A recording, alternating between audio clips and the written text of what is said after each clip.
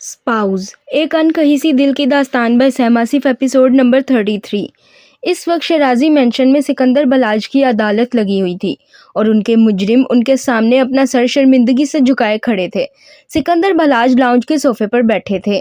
हरम और हरीम के लाख बार कहने पर भी वो अंदर नहीं गए थे, बल्कि बाहर सोफे पर ही बैठे थे, जबकि इनके एक साइड पर ईमान और दूसरी साइड पर मिशारिफ बैठे परेशानी से सामने सर झुकाए खड़ी हरम और हरीम को देख रहे थे। ये सब क्या हो रहा है और कौन हो तुम? बाबा, आपकी तबीयत ठीक नहीं है, प्लीज अंदर चलिए। मैं आपको सब बताऊंगी, मगर प्लीज अंदर चलिए ना। मैंने पूछा हरम कि तुम कौन हो? सिकंदर बलाज के सवाल पर हरम फौरन बोली तो सिकंदर बलाज ने चिल्लाते सवाल किया, जिस पर सयाम 2 कदम आगे बढ़ा। आप प्लीज चिल्लाइए मत, ये आपकी सेहत के लिए अच्छा नहीं और ना ही हम सबके लिए अच्छा है।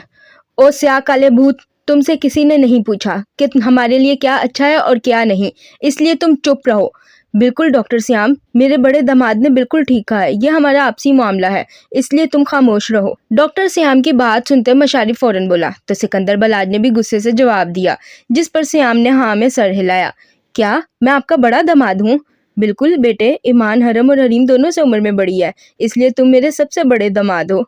यस, सुन लिया तुमने बाबा की गैर जरूरी औलाद। सिकंदर अंकल के घर में तुम मुझसे छोटे हो, इसलिए तुम मेरी सब बातें मानोगे।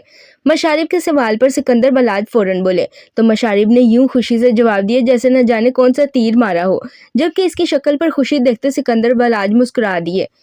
तुम तो यूं खुश हो रहे हो जैसे तुम्हारी लॉटरी लगी हो। हाँ तो बाबा, मेरी लॉटरी ही तो लगी है, वैसे मैं आपको बाबा कह सकता हूँ। गंदी औलाद, तुमने आज तक मुझे तो बाबा कहा नहीं, ससुर को फौरन से बाबा बना लिया। सिकंदर बलाज की बात सुनते मशारिफ फौरन बोला तो सिकंदर बलाज ने मुस्कुराकर हाँ में सर हिलाया, जबकि कमाल साहब गुस्से से बोले तो मशारिफ ने मुंह बनाते ही इन्हें देखा। आप बस मुझसे जेलस होते हैं कमाल साहब, नाफरमान गंदी औलाद। तुम्हारा और बहराम का क्या रिश्ता है? मशारिफ की बात सुनते कमाल साहब गुस्से से बोले तो सब ने अपनी हंसी दबाई, जबकि इन सबको इग्नोर किए जाजिब आगे बढ़ता हरीम के सामने खड़ा होता सवाल कर गया, जिस पर हरीम ने परेशानी से इसे देखा। तुम खामोश क्यों हो डेमिट? मैंने कहा मुझे बताओ तुम्हारा और बहराम का क्या रिश्ता है, जवाब दो मुझे हरीम सिकंदर। शट अप, चिल्लाना बंद करो, मैंने कहा। जाजिब चिल्लाकर बोलता हरीम को दोनों बाजुओं से पकड़कर झंझोड़ गया, जबकि हरीम सर झुकाती खामोश आंसू बहाने लगी। इसे नहीं पता था कि इसका माजी इसके हाल पर गहरा असर छोड़ेगा। जबकि जाजिब की चिल्लाती आवाज सुनते हरम गुस्से से मर्दाना आवाज में चिल्लाई तो इसकी हसीन मर्दाना आवाज सुनते सिकंदर बलाज की आंखें फटी, जबकि इसे यूं गुस्से में आते देखकर सबने हैरानगी और परेशानी से इसे देखा। मुझे चिल्लाते हुए लोग पसंद नहीं है, अपनी आवाज नीचे रखकर मेरी बहन से बात करो। वो बीवी है तुम्हारी, कोई जर खरीद गुलाम नहीं है जिसके साथ तुम जब चाहे जैसे चाहे सलूक करोगे, समझे? तो अपनी बहन से कह दो ना मेरे सवाल का जवाब दे दे। मैं इसे कुछ नहीं कहूंगा। मैं तुम्हारी बहन नहीं हूँ, बहनें ऐसी नहीं होती जो आपके माजी को आपके हाल में ले आए।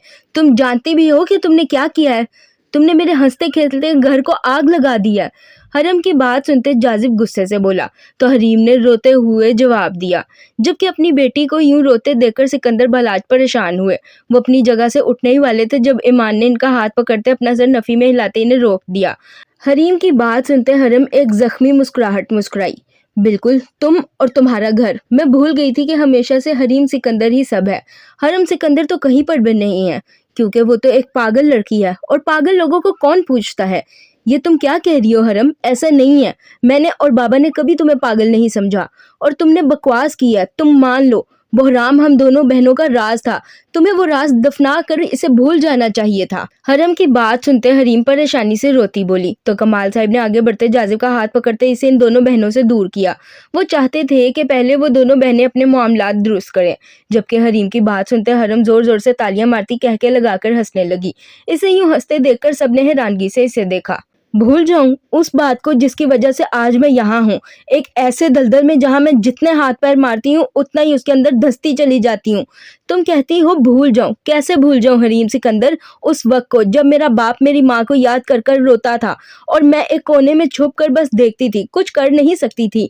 कैसे भूल जाऊं उस वक्त को जब बहराम तकीर के तुम्हें छोड़ जाने पर तुम अपनी जान लेने चली थी। जहर पी लिया था ना तुमने और बाबा से छुपकर तुम्हें हॉस्पिटल ले जाना पड़ा मुझे, ताकि बाबा को कुछ ना हो और ना तुम्हें। कैसे भूल जाऊं उस रात को हरीम सिकंदर जब मैं हॉस्पिटल में अकेली बैठी اپنی بہن کی زندگی مانگ رہی تھی اور وہاں موجود کتے میری ہی زندگی لینے چلے تھے۔ کیسے بھول جاؤں اس رات کو جب میں نے خود کو تمہارے بے ہوش وجود کے ساتھ ہاسپٹل کے ایک کمرے میں بند کیا تھا۔ بابا ترکی میں نہیں تھے، تم بستر پر بے ہوش پڑی تھی اور میں کمرے میں موجود صوفے کے پیچھے اپنی عزت بچانے کے لیے چھپی تھی۔ نہ بحرام توقیر تمہیں چھوڑتا اور نہ مجھ پر وہ رات آتی۔ تم کہتی ہو بھول جاؤں۔ کیسے بھول جاؤں وہ وقت جب تمہارے خون میں لت پت کپڑے ہمارے پاس آئے تھے اور ہمیں بتایا گیا تھا کہ تم مر گئی ہو۔ میں نے انہی ہاتھوں سے اپنی جڑواں بہن کے وہ کپڑے دفنائے تھے اور تم کہتی ہو میں بھول جاؤں۔ کیسے بھول جاؤں وہ رات جب ایک ہی دن میں میری دنیا اجڑ گئی تھی، مجھے میری بہن کی موت سنائی گئی تھی، میرا باپ ہاسپٹل کے بستر پر زندگی اور موت کے بیچ جھول رہا تھا کیونکہ انہیں اپنی بیٹی کی موت کا سنتے ہارٹ اٹیک آیا تھا۔ کیسے بھول جاؤں وہ رات جب میں اپنے باپ کو ہاسپٹل چھوڑتے ننگے پاؤں ترکی کی سڑکوں پر بھاگی تھی، اس کالی گاڑی کے پیچھے جس میں میری ماں موجود تھی۔ مجھے اس کی آغوش چاہیے تھی اور مجھے اسے بتانا تھا کہ میں ایک ہی دن میں سب ہار گئی۔ تم کہتی ہو میں بھول جاؤں اس رات کو جس نے مجھے حرم سکندر سے پاشا بے بنایا تھا۔ میں نے اپنی آنکھوں سے اپنی ماں کو دیکھا تھا ایک غیر مرد کے بستر میں، اور پتہ ہے وہ غیر مرد کون تھا؟ وہ تنویر حسین تھا جو آسٹریلیا سے ترکی آیا تھا اپنے بھتیجے کو ملنے، اور جب اسے پتا چلا کہ میری ماں بھی ترکی آئی ہے اپنے آفس کے کام سے تو اس نے میری ماں کو ایک بار پھر استعمال کیا اور چھوڑ گیا اسے۔ بس اس دن سے نفرت ہو گئی مجھے بحرام توقیر اور تنویر حسین سے، اور میں نے سوچ لیا میں بدلہ لوں گی اپنی بہن کے آنسوؤں کا اور ہر اس چیز کا جس کی وجہ سے میرے ساتھ وہ سب ہوا۔ میری ماں مجھے چھوڑ گئی، میری بہن مر گئی، میرا باپ ہاسپٹل میں تھا اور میں ترکی کی سڑکوں پر اجڑی حالت میں بیٹھی تھی۔ اس وقت دل کیا کہ میں بھی مر جاؤں، مگر پھر مجھے میرے بوڑھے باپ کا خیال آیا۔ میں واپس ہاسپٹل چلی گئی اور وہاں پر مجھے وہ شخص ملا جو اپنا سب کچھ ہار کر بیٹھا تھا۔ اس کی بیوی اسے چھوڑ گئی تھی کیونکہ اسے اپنی زندگی اپنے اصولوں پر جینی تھی، اور اس کی 8 سال کی بیٹی کو کسی نے اپنی ہوس کا نشانہ بنایا تھا اور وہ بچی یہ سب برداشت نہ کر سکی اور اس دنیا سے چلی گئی۔ وہ شخص بھی میری طرح اپنی بیٹی کے مجرموں سے بدلہ لینا چاہتا تھا، اور پتہ ہے وہ شخص کون تھا؟ وہ تھا شاذل معراج۔ جب ہم دونوں نے ایک دوسرے کو اپنے دکھ بتائے تو یوں لگا جیسے ہم دونوں ایک دوسرے کے بہت قریب ہیں۔ پھر اسی نے مجھے پاشا بے بننے کا مشورہ دیا، اور صرف 16 سال کی عمر میں نے اپنی زندگی کا پہلا خون اور پہلی غیر قانونی سمگلنگ کی۔ میں نے ترکی کے ڈان الان کو مار دیا اور اس کی جگہ سنبھال لی، اور پھر اس کے بھیجے جانے والی اسلحے کی لاٹ کو غیر قانونی طریقے سے میں نے بھیجا۔ اس ڈیل سے آنے والے پیسے کو میں نے اپنے آپریشن پر لگایا اور اپنے گلے میں پاشا بے کی آواز لگوائی، بابا کا علاج کروایا اور سب پر یہ ظاہر کیا کہ حرم سکندر اپنی بہن کے غم میں اپنا دماغی توازن کھو بیٹھی ہے۔ پھر میں نے آہستہ آہستہ کر کے شاذل معراج کی مدد سے لڑکے لڑکیاں اکٹھے کیے اور انہیں انسان سے درندے بنایا اور مختلف ممالک پر ان کے ذریعے قبضہ کرتے لوگوں پر پاشا بے کا ڈر بٹھایا۔ ساتھ ہی ساتھ میں تمہیں بھی ڈھونڈتی رہی کیونکہ پاشا کی پوزیشن پر آنے کے بعد مجھے پتا چلا کہ میری ہی ایک زیروکس کاپی ISI کی خفیہ ایجنٹ ہے۔ میں نے تمہیں ڈھونڈا اور پتا ہے تم مجھے کہاں ملی؟ پاکستان میں بحرام توقیر کے آفس میں، اس کے سامنے اپنے پیار کی بھیک مانگتے ہوئے۔ مجھے بہت غصہ آیا اس بات پر اور میں نے بحرام توقیر سے بدلہ لینے کا پلان بنایا۔ میں نے اس پر 24 گھنٹے نظر رکھوائی تاکہ مجھے اس کی کمزوری مل سکے اور میں ایک ہی بار میں اس کی کمزوری پر وار کر کے اس کو ختم کر دوں۔ اور تمہیں پتا ہے پاکستان کے مشہور ڈیفنس لائر کی کمزوری کیا تھی؟ وہ تھی اس کی محبت جس پر وہ جان مارتا تھا، اس کا چھوٹا بھائی سالار توقیر جو ترکی میں اپنی میڈیکل کی پڑھائی کر رہا تھا۔ سالار توقیر کی انفارمیشن نکالنے پر ایک بہت دلچسپ چیز میرے سامنے آئی۔ وہ آسٹریلیا کے بزنس مین تنویر حسین کا وہی بھتیجا تھا جس سے ملنے اکثر ہی تنویر حسین ترکی آتا تھا۔ مطلب کہ مجھے صرف اس چھوٹی مچھلی سالار توقیر کا شکار کرنا تھا، اور بحرام توقیر اور تنویر حسین جیسی سمندر کی بڑی مچھلیاں اپنے آپ میرے قدموں میں آ کر گرتیں۔ اب مجھے سالار توقیر کو اپنے قبضے میں کرنا تھا، اور ایک مرد کو قبضے میں کرنے کا سب سے آسان طریقہ ہے کہ اسے اپنے عشق میں اتنا پاگل کر دو کہ وہ اور کچھ سمجھ ہی نہ سکے۔ میں اسکارپیو کے ذریعے سالار پر نظر رکھوائی کہ آخر میں کیسے اس سے مل سکتی ہوں، اور مجھے اسکارپیو نے بتایا کہ وہ ایک گارڈ کی نوکری کرتا ہے، پارٹ ٹائم۔ پھر میں نے فہد کے ذریعے بابا کے دماغ میں ڈالا کہ انہیں میرے لیے ایک گارڈ رکھنا چاہیے جو ہر وقت میرے ساتھ رہے اور بابا کو میری پریشانی بھی نہ ہو، اور فہد نے یہ کام میرے لیے بہت آسانی سے کر دیا تھا کیونکہ میں نے اس پر ظاہر کیا تھا کہ اس کی جوان بہن پر پاشا بے کی نظر ہے، اور پاشا بے کی نظر ایک لڑکی پر کیوں ہے یہ وہ اچھے سے جانتا تھا۔ تو بس میں نے اس کے ذریعے بابا کو گارڈ کا بولا، اور جب بابا نے ایجنسی کا نام لیا تو میں نے سالار کی ایجنسی کا نام دیا، مگر غلطی تب ہوئی جب بابا نے سالار کے بجائے کسی اور کو میرے لیے کام پر رکھا۔ میں نے رو دھو کر جیسے تیسے اس گارڈ کو نوکری سے نکلوا دیا۔ بس پھر کیا تھا، بابا رکھتے گئے اور میں نکلواتی گئی۔ جب ایجنسی والوں کے پاس آخری حل سالار بچا اور انہوں نے اسے بھیج دیا اور وہ میرا گارڈ بن گیا۔ 24 گھنٹے میرے ساتھ رہنے والے کو مجھ سے محبت ہو جائے گی یہ میں اچھے سے جانتی تھی۔ اپنی خوبصورتی اور معصومیت پر اتنا بھروسہ تو تھا مجھے، باقی میں نے کچھ بے وقوفانہ حرکتیں کرتے اسے پیار کے جال میں پھنسا لیا۔ مگر برا تو تب ہوا جب مجھے پتا چلا کہ تم پاشا بے کو ڈھونڈتی ہوئی پہلے ترکی اور پھر پاشا حویلی پہنچ گئی ہو۔ مجھے بہت غصہ آیا، مگر تبھی میری نظر ایک ایسے شخص پر پڑی جو ترکی کی سڑک پر بھرے بازار کے بیچ ایک شخص کو پیٹ رہا تھا، جبکہ سالار اور پاکستانی پولیٹیشین سید ابراہیم علوی کا چھوٹا صاحبزادہ سید زویان علوی اسے چھڑانے میں مصروف ہیں۔ وہ شخص کافی دلچسپ نکلا، ڈارک ورلڈ کی زبان میں اسے شیطان کہا جاتا ہے۔ میں نے سوچ لیا کہ میں تمہیں اس شخص کے ساتھ الجھا دوں گی تاکہ تم مجھ سے دور ہو جاؤ، مگر پھر وہیں کھڑے میں نے اپنا فیصلہ بدل دیا جب میں نے ایک خوبرو نوجوان گاڑی سے اتر کر اس شیطان کے سامنے آ کر کھڑا ہوتا دیکھا۔ اس نوجوان کی سفید مرسڈیز مجھے اتنی پسند آئی کہ میں نے اس گاڑی کے سامنے تمہیں پھکوا دیا۔ میں نے جان بوجھ کر ایسے ثبوت چھوڑے کہ تم اینجل تک پہنچنے کے لیے جاذب کمال کی سفید مرسڈیز کے آگے کود گئی تاکہ تم جاذب کے ذریعے مشارب اور پھر مشارب کے ذریعے اینجل تک پہنچ جاؤ۔ مگر جھٹکا مجھے تب لگا جب تم اس گاڑی والے سے چھپ کر نکاح کرنے اس کے فلیٹ چلی گئی۔ مجھے نہیں پتا تھا میری بہن مجھ سے زیادہ ضدی ہے۔ اب میری بہن کے نکاح میں میرے بابا کا ہونا ضروری تھا، تو بس میں نے تمہیں پہچان کر بابا کو نکاح میں بلا لیا اور تمہارا نکاح ہو گیا۔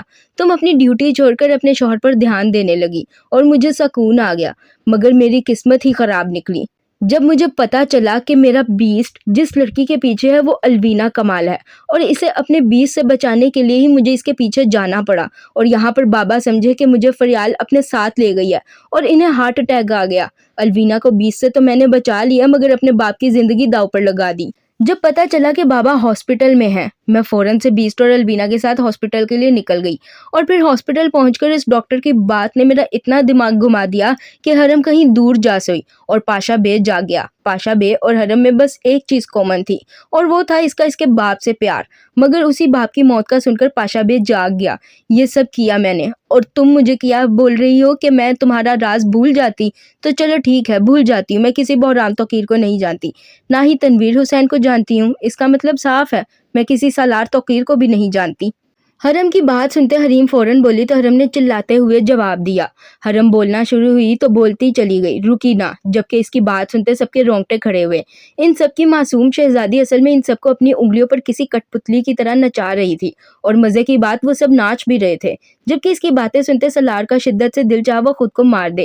یہ اس نے کیا تھا؟ جس لڑکی سے وہ اتنی محبت کرتا تھا کہ اس کے ساتھ زندگی گزارنے کے خواب دیکھتا تھا، وہ لڑکی اسے بس اس کے بھائی کے خلاف استعمال کر رہی تھی۔ یہ بات سنتے سالار کو اپنا سر گھومتا ہوا محسوس ہوا۔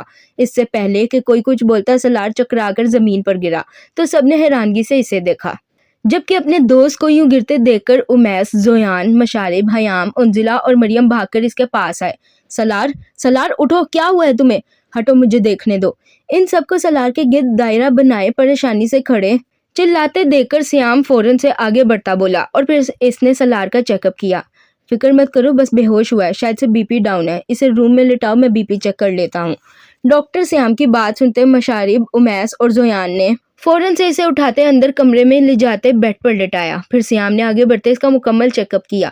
میں نے انجیکشن دے دیا ہے، کچھ دیر میں ہوش آ جائے گا۔ اس نے سٹریس بہت زیادہ لیا ہے، جس کی وجہ سے اس کا بی پی اتنا ڈاؤن ہو گیا کہ یہ بے ہوش ہو گیا ہے۔ یہ شکر ہے اس کا نروس بریک ڈاؤن نہیں ہوا، اگر نروس بریک ڈاؤن ہو جاتا تو یہ سالار کے لیے خطرے کی بات تھی۔ یہ سب تمہاری وجہ سے ہوا ہے۔ اوہ، آئی ایم سوری۔ ڈاکٹر سیام کی بات سنتے مشارب غصے سے بولا تو حرم جو بحرام کا چہرہ دیکھ رہی تھی مسکرا کر بولی تو مشارب کو غصہ آیا۔ کیا تمہیں بالکل فرق نہیں پڑتا؟ چاہے سالار کو کچھ بھی ہو جائے، میں نے کہا نا آئی ایم سوری۔ مشارب غصے سے بولا تو حرم مسکرا کر ایک بار پھر بولی، نظریں اب بھی بحرام کے پریشان زدہ چہرے پر تھی۔ حرم کی بات سنتے مشارب غصے سے سر مارتا واپس مڑا، جبکہ اسے یوں مڑتے دیکھ کر حرم کے دل کو کچھ ہوا، مگر وہ اپنی یہ فیلنگ اگنور کرتی باہر کی جانب بڑھ گئی، جبکہ پیچھے باقی سب لوگ پریشانی سے بس سالار کو دیکھتے رہ گئے۔ آج فریال اور شنایا سکندر بلاج کی خبر لینے شیرازی مینشن آئی تھیں۔ ابھی وہ شیرازی مینشن میں داخل ہی ہوئی تھیں کہ ایک ملازمہ سے پوچھنے پر انہیں پتہ چلا سکندر بلاج کے ساتھ ساتھ باقی سب لوگ لان میں بیٹھے ہیں، تو وہ دونوں بھی خاموشی سے لان کی جانب آ گئیں۔ لان میں آتے ہی ان کی نظر سامنے بیٹھے سکندر بلاج پر پڑی، جو ایمان سے دوائی لیتے کھا رہے تھے، جبکہ مشارب ان کے ساتھ والی کرسی پر بیٹھا شوق نظروں سے ایمان کو دیکھتا اسے کنفیوز کر رہا تھا۔ اپنی بیٹی کو یوں کنفیوز ہوتے دیکھ کر سکندر بلاج نے مشارب کو گھور کر دیکھا، مگر وہ شیطانوں کا چاچا جی ڈھیٹ بنا اپنے کام میں مصروف رہا۔ مشارب کی اتنی ڈٹائی پر کمال صاحب کو غصہ آنے لگا۔ اس سے پہلے کہ وہ کچھ بولتے ان کی نظر سامنے کھڑی فریال اور شنایا پر پڑی۔ ارے آپ دونوں وہاں کیوں کھڑی ہیں؟ آئے نا۔ وہ میں سکندر کی خبر لینے آئی تھی، یہ کچھ فروٹس لے کر آئی تھی آپ لوگوں کے لیے۔ میرے بابا کو آپ کے فروٹس کی ضرورت نہیں ہے، نہ ہی آپ کی تیمارداری کی ضرورت ہے، آپ یہاں سے جا سکتی ہیں۔ کمال صاحب کی بات سنتے فریال پریشانی سے بولتی ہاتھ میں پکڑی فروٹ باسکٹ ٹیبل پر رکھ گئی، جبکہ اس کی بات سنتے سکندر بلاج کے پیچھے آ کر کھڑی ہوتی حریم غصے سے بولی تو فریال نے پریشانی سے سکندر اور اسے دیکھا۔ پلیز حریم، کچھ دیر کے لیے تو۔ پہلی بات تو یہ کہ میں حریم نہیں حرم ہوں، اور دوسری بات یہ کہ آپ جیسی خاتون سے ہم باپ بیٹیوں کا کوئی واسطہ نہیں ہے۔ آپ چلی جائیں یہاں سے، اس سے پہلے کہ میں کچھ سخت بولوں۔ حرم، کرسی دو انہیں بیٹھنے کے لیے۔ ابھی فریال کی بات پوری بھی نہ ہوئی تھی کہ حرم اس کی بات کاٹتی بولی، جبکہ اس کی بات سنتے سکندر بلاج فوراً بولے تو حرم نے حیرانگی سے اپنے باپ کو دیکھا۔ مگر بابا، یہ میں باپ ہوں تمہارا حرم، سب جانتا ہوں اچھے سے، جتنا کہہ رہا ہوں اتنا کرو۔ جی بابا۔ حرم ابھی بولی ہی تھی کہ سکندر بلاج سنجیدگی سے اس کی بات کاٹتے بولے، جس پر حرم گہرا سانس بھرتی بولی اور اندر کی جانب بڑھی، جبکہ مشارب اور زیان نے اٹھتے 2 کرسیاں سکندر بلاج کے سامنے رکھیں تو فریال اور شنایا خاموشی سے ان پر بیٹھ گئیں۔ اب تمہاری طبیعت کیسی ہے؟ الحمدللہ، میں بالکل ٹھیک ہوں۔ سکندر، میں نے جو کچھ کیا اس کا پھل بھی پا لیا، کیا تم مجھے معاف نہیں کرو گے؟ فریال کا سوال سنتے سکندر بلاج رکھائی سے بولے تو فریال نے سر جھکاتے نم آواز میں سوال کیا، جس پر سکندر بلاج نے گہرا سانس بھرا تو فریال نے پریشانی سے اسے دیکھا۔ میں کون ہوتا ہوں تمہیں معاف کرنے والا؟ میری مجرم تو تم کبھی تھی ہی نہیں، تم میری بیٹیوں کی مجرم ہو۔ اگر وہ دونوں تمہیں معاف کر دیتی ہیں تو مجھے بھی کوئی مسئلہ نہیں، میں ان سے بھی بات کروں گی، مجھے یقین ہے وہ دونوں مجھے معاف کر دیں گی اور مجھے اور شنایا کو قبول بھی کریں گی۔ میں نے آج تک اپنے بابا کو نہیں دیکھا، نہ انہوں نے کبھی مجھے قبول کیا، کیونکہ انہیں بیٹے کی خواہش تھی اور میں پیدا ہو گئی۔ میں جب بھی آپ کو حرم، حریم اور ایمان آپی سے پیار کرتے دیکھتی ہوں تو مجھے بہت دکھ ہوتا ہے۔ کاش میرے بھی بابا ہوتے اور وہ مجھے بھی پیار کرتے اور میں بھی ان کو ویسے ہی پیار کرتی جیسے حریم، حرم اور ایمان آپی آپ کو کرتی ہیں۔ سکندر بلاج کی بات سنتے فریال پریشانی سے بولی تو سکندر بلاج نے ہاں میں سر ہلایا۔ پھر شنایا سر جھکاتے بولی تو سکندر بلاج نے مسکرا کر اسے دیکھا۔ تو بیٹا، میں آپ کا بھی بابا ہوں، آپ مجھے بابا بول سکتی ہیں، بھلے تم میری بیٹی نہیں ہو پر میری بیٹیوں کی سوتیلی بہن تو ہو۔ سچی میں آپ کو بابا بول سکتی ہوں اور حرم، حریم، ایمان کو آپی بھی بول سکتی ہوں؟ بالکل بیٹا، آپ بول سکتی ہیں۔ سکندر بلاج کی بات سنتے شنایا خوشی سے بولی تو سکندر بلاج مسکرا کر بولا، جس پر شنایا اٹھتی ان کے گلے لگی تو فریال کو کچھ حوصلہ ہوا۔ دوسری جانب سالار، جسے صبح جا کر ہوش آیا تھا، اس وقت بیڈ پر سر جھکائے بیٹھا تھا، جبکہ حاجرہ اس کے پاس بیٹھی اس کی منتیں کر رہی تھیں کہ وہ کچھ تو کھا لے۔ وہ رات سے بھوکا تھا، مگر سالار صاحب نے تو جیسے بھوک ہڑتال کر لی تھی۔ حاجرہ کی لاکھ منتوں پر بھی سالار نے ایک نوالا منہ میں نہ لیا تھا، جبکہ اپنے بھائی کی یہ حالت دیکھتے بہرام کو خود پر غصہ آنے لگا۔ سالار، میرا پیارا بیٹا، میرا راجا بیٹا ہے نا، دیکھو میں نے تمہارے لیے تمہاری پسند کا مایو سینڈوچ بنایا ہے، چلو میرا اچھا بیٹا ہے نا، کھا لو۔ دیکھ سالار، کھا لے سینڈوچ، آنٹی کب سے منتیں کر رہی ہیں تیری، اتنے پیار سے میری موم کہتی نا تو میں 6-7 سینڈوچ کھا جاتا۔ حاجرہ کی بات سنتے امیس پریشانی سے بولا تو مشارب نے فوراً جواب دیا، جس پر سالار نے خاموشی سے اپنی ماں کو دیکھتے منہ کھولا تو حاجرہ نے اس کے منہ میں سینڈوچ کا ٹکڑا ڈالا۔ اسے سینڈوچ کھاتے دیکھ کر حاجرہ کو کچھ حوصلہ ہوا، جبکہ کمرے سے باہر کھڑی حرم نے بھی گہرا سانس بھرا۔ آئی ایم سوری سالار، میں جانتی ہوں مجھے ایسا نہیں کرنا چاہیے تھا، مگر میں کرتی بھی تو کیا۔ یہ مجھے کیا ہو گیا ہے؟ میں کیوں سالار کے بارے میں سوچ رہی ہوں؟ میری طرف سے جیے یا مرے مجھے کوئی فرق نہیں پڑتا۔ آئی ہیٹ ہم۔ حرم منہ میں بڑبڑاتی بولی، پھر گہرا سانس بھرتی خود سے ہی بات کرتی وہاں سے چلی گئی، جبکہ پیچھے سالار جو خاموشی سے سینڈوچ کھا رہا تھا، آنکھوں میں غصہ لیے دروازے کے باہر کوریڈور میں لگے شیشے کو دیکھ کر رہ گیا، وہی شیشہ جس میں اس کمرے سے باہر کھڑی حرم کا عکس نظر آیا تھا۔ جاذب، آپ مجھ سے ناراض ہیں؟ جاذب، میں آپ سے بات کر رہی ہوں، میری بات تو سنیں نا۔ حریم جو کب سے جاذب کو خود کو اگنور کرتا دیکھ رہی تھی پریشانی سے سوال کر گئی، جس پر جاذب خاموشی سے اپنے لیپ ٹاپ پر مصروف رہا تو حریم نے پریشانی سے پھر جواب دیا، جبکہ اب کی بار بھی جاذب نے اسے اگنور کیا تو حریم آنکھوں میں نمی لیے اس کے پاس آتی کھڑی ہوئی، مگر جاذب نے اسے اب بھی یوں ہی اگنور کیا جیسے وہ کمرے میں موجود ہی نہ ہو۔ خود کی اتنی تذلیل پر حریم کی آنکھیں چھلکیں، وہ 2 قدم آگے بڑھتی ہاتھ بڑھاتے جاذب کا لیپ ٹاپ بند کر گئی، جبکہ اس کی اس حرکت پر جاذب نے آنکھیں اٹھاتے اسے دیکھا۔ جاذب کی ہنی براؤن آنکھوں میں غصے سے پڑتی لال ڈوریں دیکھ کر حریم کو کچھ غلط ہونے کا احساس ہوا۔ وہ خاموشی سے جاذب کے ساتھ صوفے پر بیٹھتی اس کے کندھے پر اپنا سر رکھ گئی۔ جاذب، آپ مجھ سے بات کیوں نہیں کر رہے؟ تمہارے اور کتنے بوائے فرینڈس تھے؟ مجھے ایک ہی دفعہ بتا دو۔ ہر روز تمہارا ایک نیا بوائے فرینڈ میرے سامنے آتا ہے اور مجھے غصہ دلاتا ہے۔ میں ایسی نہیں ہوں جاذب، آپ غلط سمجھ رہے ہیں مجھے۔ حریم کے سوال پر جاذب غصے سے بولا تو اس کی بات سنتے حریم نے اسے دیکھتے روتے ہوئے جواب دیا، جبکہ اس کی بات سنتے جاذب نے غصے سے ایک جھٹکے میں اپنا بازو چھڑایا اور لیپ ٹاپ کو تقریباً پھینکنے کے انداز میں بیڈ پر رکھتا باہر کی جانب بڑھا۔ اسے باہر جاتا دیکھ کر حریم بھی اپنے آنسو صاف کرتی اس کے پیچھے باہر کی جانب بڑھی۔ جاذب میری بات تو سنیں۔ آئی لو یو سو مچ میری جان، جاؤ میرے لیے کافی بنا کر لاؤ۔ حریم بھاگ کر آتی جاذب کے سامنے کھڑی ہوتی بولی تو جاذب اچانک ہی اس کی کمر میں ہاتھ ڈالتا اسے اپنے قریب کرتا بولا، جبکہ اسے 360 ڈگری کا پلٹا کھاتے غصے سے رومانٹک موڈ میں آتے دیکھ کر حریم نے حیرانگی سے اسے دیکھا۔ بحرام جو جاذب سے بات کرنے اس کے کمرے کی جانب ہی آ رہا تھا، اسے یوں اپنی بیوی کے نزدیک دیکھتے وہاں کھڑا ہونا مناسب نہ لگا، اس لیے وہ جاذب سے بعد میں بات کرنے کا سوچتا چپ چاپ وہاں سے چلا گیا۔ جاذب جو بحرام کو اپنی طرف آتے دیکھ چکا تھا، حریم کو جان بوجھ کر قریب کرتا بولا تھا تاکہ بحرام واپس چلا جائے، اور ہوا بھی یہی تھا، وہ اسے یوں دیکھتے واپس جا چکا تھا۔ یوں کھڑی میری شکل کیا دیکھ رہی ہو؟ اب جاؤ جا کر کافی لے کر آؤ میرے لیے، اور کافی بنا کر چھت پر آ جانا، وہیں بات کروں گا تم سے۔ بحرام کو جاتے دیکھ کر جاذب نے فوراً سے حریم کو چھوڑا اور اسے حیرانگی سے ٹکر ٹکر اپنی جانب دیکھتے غصے سے بولا تو حریم فوراً سے ہاں میں سر ہلاتی کچن کی جانب بڑھی، جبکہ جاذب اپنے کالے بالوں میں ہاتھ پھیرتا اوپر چھت کی جانب بڑھا۔ تقریباً 10 منٹ بعد حریم کافی لیتی چھت پر پہنچی تو جاذب کے ساتھ ساتھ حرم کو بھی وہاں دیکھتے حیران ہوئی، پھر خاموشی سے جاتی جاذب کو کافی پکڑا گئی۔ مجھے پتا تھا تم ایک میچور شخص ہو، میری بہن پر ڈاؤٹ نہیں رکھو گے، اسی لیے میں نے اپنی بہن کی ذمہ داری تمہارے سر ڈالی تھی، مگر تم تو میری ہی بہن پر شک کرنے لگے ہو، بالکل ایک ٹاکسک مرد کی طرح۔ تو تمہیں کیا لگا تھا تم روز آ کر مجھے میری بیوی کا ایک نیا بوائے فرینڈ بتاؤ گی اور میں ہنسی خوشی سنتا رہوں گا؟ شکل سے تمہیں پاگل لگتا ہوں پر ہوں نہیں حرم میڈم، مرد ہوں، کچھ تو ریئیکٹ کروں گا ہی نا۔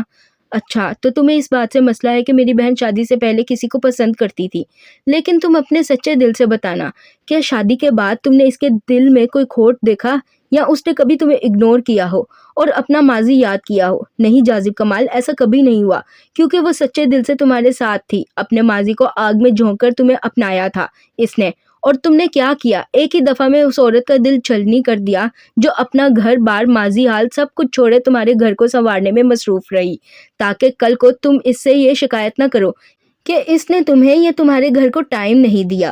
اپنا فرض، اپنا مشن چھوڑے وہ ایک ٹپیکل دیسی ہاؤس وائف بن گئی، اور تم نے ایک ہی سوال سے اس کا سب کچھ ختم کرتے اسے پرایا کر دیا۔ غلط وہ نہیں، غلط تم ہو جاذب کمال۔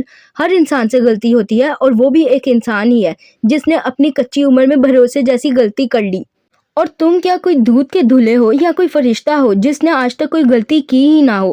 آئے بڑے میری بہن کو بات کرنے والے، اور غلطی میری بہن کی نہیں، تمہارے بچپن کے دوست کی تھی، اس نے میری بہن کو چھوڑا تھا، میری بہن نے اسے نہیں چھوڑا تھا، سمجھے تم؟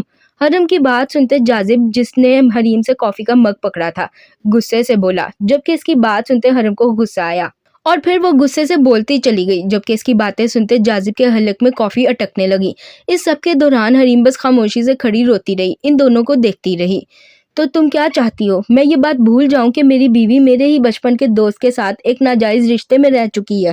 ہاں بھول جاؤ، کیونکہ یہ کوئی بہت انوکھی بات نہیں ہے، وہ ماضی تھا اور محبت کرنے والے ماضی نہیں دیکھتے، لیکن اگر تم اس بات کو نہیں بھول سکتے نا تو پھر اس کا مطلب یہی ہے کہ تم میری بہن سے محبت نہیں کرتے ہو۔ اب آگے تمہاری مرضی ہے، جو جی میں آئے کرو، کیونکہ مجھے اتنا بھروسہ ہے خود پر کہ تمہارے چھوڑ جانے کے بعد میں اپنی بہن کو سنبھال لوں گی، ٹھیک ویسے جیسے میں نے تب اپنی بہن کو سنبھالا تھا جب تمہارا بچپن کا دوست اسے چھوڑ گیا تھا۔ اور یہ بات تو بالکل بھی ذہن میں مت رکھنا کہ تمہارے بعد میری بہن کو کوئی اپنائے گا نہیں۔ ارے پاشا بے سے رشتہ جوڑنے کے لیے لوگ مرے جا رہے ہیں، تم سے اچھے اور پاورفل شخص کو میں اپنی بہن کی ذمہ داری دوں گی، سمجھے؟ جازب کی بات سنتے حرم غصے سے بولی، جبکہ اس کی آخری بات سنتے حریم کو مزید رونا آیا۔ حرم اپنی بات مکمل کرتی غصے سے جازب کے ہاتھ میں پکڑا کافی کا مگ لیتی نیچے اتری، جبکہ جازب بس گہرا سانس بھرتے رہ گیا۔ جازب کو خاموش دیکھتے حریم بھی خاموشی سے نیچے کی جانب چلی گئی، جبکہ جازب گہری سوچ میں ڈوبا آسمان کو بس تکتا رہ گیا۔ یہ منظر تھا فرانس میں موجود ڈی پیلیس کا، جہاں پر اس وقت اویس کھانے کی ٹیبل پر بیٹھا پریشانی سے اویس کو دیکھ رہا تھا، جس نے ٹیبل پر ادھم مچایا ہوا تھا۔ جناب کو کھانا بھی اپنے ہاتھ سے ٹیبل پر بیٹھ کر کھانا تھا، اور کھا کم رہا تھا، گرا زیادہ رہا تھا۔ اویس ہمیشہ سے ہی صفائی پسند انسان رہا تھا، اور اسے اللہ نے بیوی دی بھی تو ایسی جس نے جلد ہی اس کے مطابق خود کو ڈھال لیا، جبکہ وہ چھوٹا فتنہ جو ابھی بس بولنا اور چلنا شروع ہی ہوا تھا، پورے گھر میں آفت مچا کر رکھتا تھا۔ اویس نے اپنی زندگی جینے کا بس ایک ہی اصول بنایا تھا، اور وہ تھا اویس کو تنگ کرنا۔ ویسے تو وہ سارا دن ٹھیک رہتا، مگر اویس کو سامنے دیکھتے ہی نہ جانے اس میں کون سا ایسا کیڑا جاگتا تھا جو اسے چین سے بیٹھنے نہ دیتا تھا۔ اپنی ٹوٹی پھوٹی زبان میں بھی وہ اویس کو تگنی کا ناچ نچاتا تھا، اور اویس بس غصے سے کلس کر رہ جاتا تھا۔ اویس کو حیرانگی سے منہ کھولے اویس کو دیکھتے پا کر بی جان اور انائزہ نے اپنی ہنسی دبائی، جبکہ اپنے باپ کو خود کی طرف دیکھتا پا کر اویس کی آنکھیں چمکی۔ بابا فوڈ! اویس گھٹنے کے بل ٹیبل پر بیٹھتا اپنے منہ میں لیے چاول ہاتھ میں پکڑتا اویس کی طرف بڑھاتا اسے اپنے چاول آفر کرنے لگا، جبکہ اس کی بات سمجھتے اویس نے گور کر اپنی بیگم کو دیکھا، جو سر جھکائے اپنی ہنسی دبانے کی بھرپور کوشش کرتی ناکام ہو رہی تھی۔ اسپاؤز، میں اور تم تو ایسے نہیں ہیں، پھر یہ 2 فٹیا کس پر چلا گیا ہے؟ بابا می 2 فٹ نو، یو 3 فٹ۔ بابا میں 2 فٹیا نہیں، آپ 6 فٹیا ہو۔ اویس کی بات سنتے بی جان نے مسکرا کر اسے دیکھا، جبکہ اپنے باپ کو خود کو 2 فٹیا کہتے دیکھ کر اویس فوراً سے بولتا اپنا حساب برابر کر گیا، جبکہ اس کی بات سنتے اویس نے گھور کر اسے دیکھا، اور وہ ننھا شیطان ڈرنے کی بجائے خود بھی اویس کو اس کی طرح ہی گھورنے لگا۔ کہاں جا رہے ہیں اویس؟ کھانا تو کھا لیں۔ میں کھانا کھا چکا ہوں، تمہارا ویٹ کر رہا تھا، اور ہاں ہم لوگ کل شام کی فلائٹ سے پاکستان جا رہے ہیں، تو ہم سب کی پیکنگ کروا لینا، بی جان بھی ہمارے ساتھ ہی جائے گی۔ اویس کو اپنی جگہ سے اٹھتے دیکھ کر انائزہ پریشانی سے بولی، تو اویس نے فوراً جواب دیا، جبکہ اس کی بات سنتے انائزہ نے ہاں میں سر ہلایا، تو وہ خاموشی سے اپنی اسٹڈی میں چلا گیا۔ اویس کے جانے کے بعد انائزہ نے اویس کو ہلکا سا تھپڑ لگایا تو وہ اپنا نچلا ہونٹ نکالتے سے دیکھنے لگا۔ سب کچھ گندا کر دیا ہے، اور بابا کو تنگ کرتے رہتے ہو، گندا بچہ۔ انائزہ کی بات سنتے اویس کھلکھلا کر ہنسا تو انائزہ اسے اٹھاتی اوپر کی جانب بڑھی، جبکہ بی جان بھی اٹھتی اپنے کمرے کی جانب گئی، تو ملازمہ نے آتے ٹیبل اچھے سے صاف کر دی۔ اس وقت وہ چاروں، اویس، انائزہ، اویس اور بی جان، پیرس کے ایئرپورٹ پر بیٹھے اپنی فلائٹ کا انتظار کر رہے تھے۔ جب اویس کے کہنے پر اس کا رائٹ ہینڈ حارث سب کے لیے برگر لے کر آیا تھا، اویس کے ہاتھ میں برگر دیکھتے اویس جو اپنی اسٹالر میں بیٹھا تھا اچھل اچھل کر اس کے پاس آنے لگا۔ اسے یوں اچھلتے دیکھ کر سب نے کہکا لگایا۔ پھر اویس نے اسے اٹھاتے اپنی گود میں بٹھایا اور برگر آگے کیا تو اویس نے مزے سے اس کی بائٹ لی۔ نہ جانے اس 2 فٹیا کو کتنی بھوک لگی تھی کہ وہ اویس کا ہاتھ پکڑے اپنا منہ برگر سے نکلتی کیچپ اور مایو سے بھرے مزے سے کھانے میں مصروف تھا۔ اویس کو تو اس نے ایک بھی بائٹ نہ لینے دی تھی۔ اس ننھے بھالو کو یوں کھاتے دیکھ کر انائزہ کو اس پر ٹوٹ کر پیار آیا۔ وہ فوراً سے موبائل نکالتی اس کی اور اویس کی ویڈیو بنانے لگی، جبکہ پاس کھڑا حارث بھی اپنے بوس کو اس 2 فٹیے کے آگے بے بس دیکھتے ہنس رہا تھا۔ پیٹ بھر کر برگر کھانے کے بعد اویس نے اسے انائزہ کو پکڑایا اور پھر اس کا چھوڑا ہوا برگر کھانے لگا۔ انائزہ جو اویس کو پکڑنے کے بعد اس انتظار میں تھی کہ اویس کا برگر بھی پکڑائے گا، اسے وہی برگر کھاتے دیکھ کر مسکرانے لگی۔ اویس کو دیکھتے اسے کبھی کبھی اپنی قسمت پر رشک آتا تھا، اللہ نے کتنا حسین نصیب اس کا لکھا تھا۔ اویس کو برگر کھاتے دیکھ کر انائزہ نے جلدی جلدی اویس کو صاف کرتے حارث کو پکڑایا، اور حارث کی گود میں آتے ہی اویس صاحب کو پورا ایئرپورٹ دیکھنا تھا، جبکہ بی جان بھی اپنے بیٹے اور بہو کو اکیلا چھوڑتی اپنی الیکٹرک ویل چیئر چلاتی حارث کے ساتھ ہی چلی گئی۔ ان تینوں کو جاتے دیکھ کر انائزہ آگے کو کھسکتی اویس کے ساتھ ہوئی، اور پھر اس کا ہاتھ پکڑتی مزے سے اس کے برگر سے بائٹ لیتی اسے آنکھ مار گئی، جبکہ انائزہ کی اس حرکت پر اویس نے ادھر ادھر دیکھتے گہرا سانس بھرا۔ اگر وہ ایئرپورٹ پر نہ ہوتا تو انائزہ کی اس حرکت کے بعد اس میڈم کی خیر نہ تھی، جبکہ انائزہ اسے گہرا سانس بھرتے دیکھ کر مسکرا کر سیدھی ہوتی اپنا برگر کھولنے لگی۔ اسے برگر کھولتے دیکھ کر اویس ہلکا سا مسکرایا۔ اس سے پہلے کہ انائزہ برگر کی بائٹ لیتی اویس نے فوراً سے اس کے برگر کی بائٹ لی۔ جھوٹا کھانے سے پیار بڑھتا ہے، اب کھائیں بیگم۔ عبیز کی بات سنتے نائزہ نے مسکرا کر برگر کھانا شروع کیا۔ پھر تقریباً 5 منٹ بعد فلائٹ کی اناؤنسمنٹ ہوئی تو عبیز اور نائزہ اٹھ کھڑے ہوئے۔ تبھی حارث بی جان اور عبیز کو لیتا ان کے پاس آیا اور پھر وہ 6 کے 6 جتنے پاکستان جانے کے لیے روانہ ہو گئے۔